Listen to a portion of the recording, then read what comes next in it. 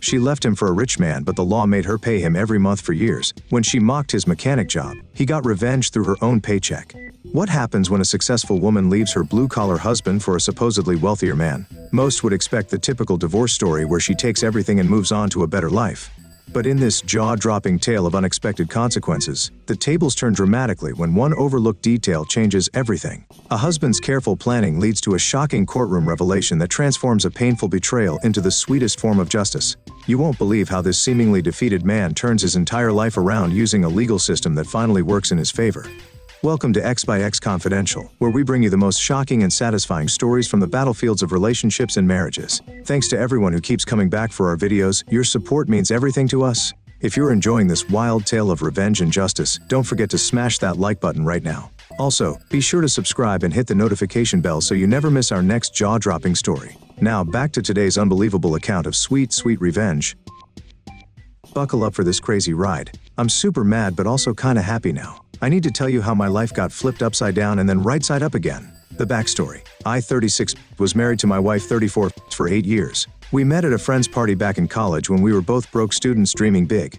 We got married in a tiny ceremony at the local park because that's all we could afford back then. I've been working at the same auto repair shop for 12 years, fixing mostly foreign cars. I don't make tons of money, but I've always been good at my job and honest with customers. My wife got this fancy marketing job at a big tech company downtown 3 years ago and started making way more money than me. Like double what I make. We're talking $95,000 versus my $47,000. We live in a mid-sized city in the Midwest where that kind of money goes pretty far. At first, things were good. We moved from our tiny one-bedroom apartment to a bigger two-bedroom in the nice part of town. Rent went from $800 to $1,900 a month. We got a fancy new crossover SUV, leased of course her idea. But then she started acting weird, coming home at 8 or 9 p.m. instead of 5:30, buying clothes from those expensive stores at the mall where they serve you champagne while you shop, always on her phone and hiding the screen when I walk by. I had this gut feeling something was up but didn't want to believe it. How I found out. One Thursday night in April, she fell asleep on the couch with her phone unlocked.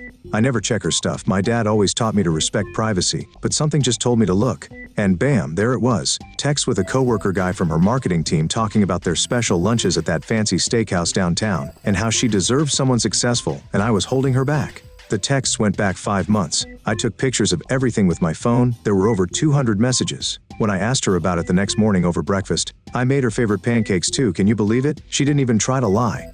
She just said, "Yeah, I'm seeing my coworker. He makes 6 figures, drives a German sports car, and has a real career. I'm tired of carrying you and your pathetic paycheck. I'm tired of telling my work friends my husband fixes cars for a living." I was so mad I wanted to scream. I threw my coffee mug against the wall. I'm not proud of that. But then I remembered something my grandpa always said before he passed. Revenge is a dish best served through a good lawyer. So I shut my mouth and started thinking. My secret plan. For the next 3 weeks I acted all sad and mopey around her, like I was giving up. I slept on the couch. Didn't argue when she stayed out late. But really, I was planning. I went to the public library where she wouldn't see me and used their computers to research divorce laws in our state. I found out our state has alimony laws where the bigger earner has to pay the smaller earner. And guess what? She made more money than me for 3 years straight.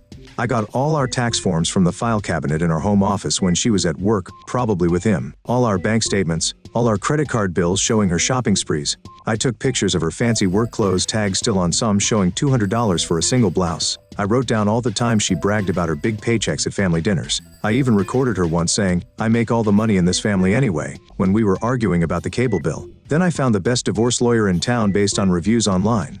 This guy had won good settlements. His office was in this tall building downtown with a fountain in the lobby. The first meeting cost me $500 for just 1 hour. IT cost me almost all my savings, but so worth it. What happened next? In May, she told me she wanted a divorce. She thought I'd just agree to whatever she wanted because she always called me a pushover. She even had papers already drawn up by some cheap lawyer that said I'd get nothing and she'd keep the SUV and all our savings.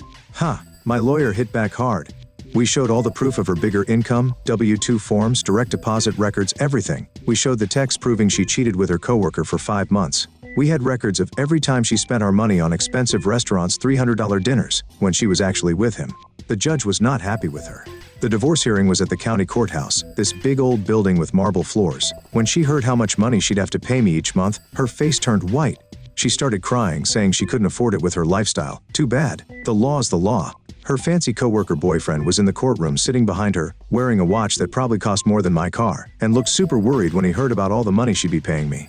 Guess he didn't want a girlfriend with money problems. I saw them arguing in the hallway afterwards. Update 7 days later. My now ex-wife tried to fight the alimony, but the judge shut her down fast. The judge was this older lady who did not put up with any nonsense. She has to pay me $1,500 every month for 4 years. That's $72,000 total. She called me crying that it's not fair because she needs that money for her career wardrobe. I just laughed and hung up. I moved out of our apartment to a smaller place closer to my job. It's just 1 bedroom, but it's all mine, and the rent is only $950. Her coworker boyfriend dumped her. Ha ha ha. My buddy who works at the coffee shop near her office told me all about it. They had a huge fight right there in the shop. Guess he didn't like that she has to give me so much money now. She texted me asking if we could work something out about the payments. I just sent back a laughing emoji.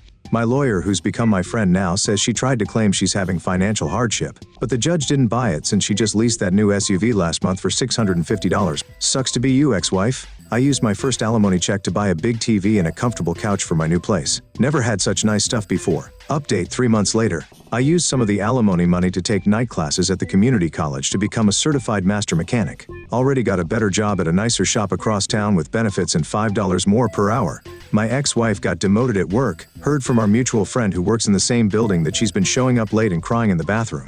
Her boyfriend is now dating some other woman from their department, the receptionist who's 10 years younger. My ex had to return the leased SUV and now drive some old compact car.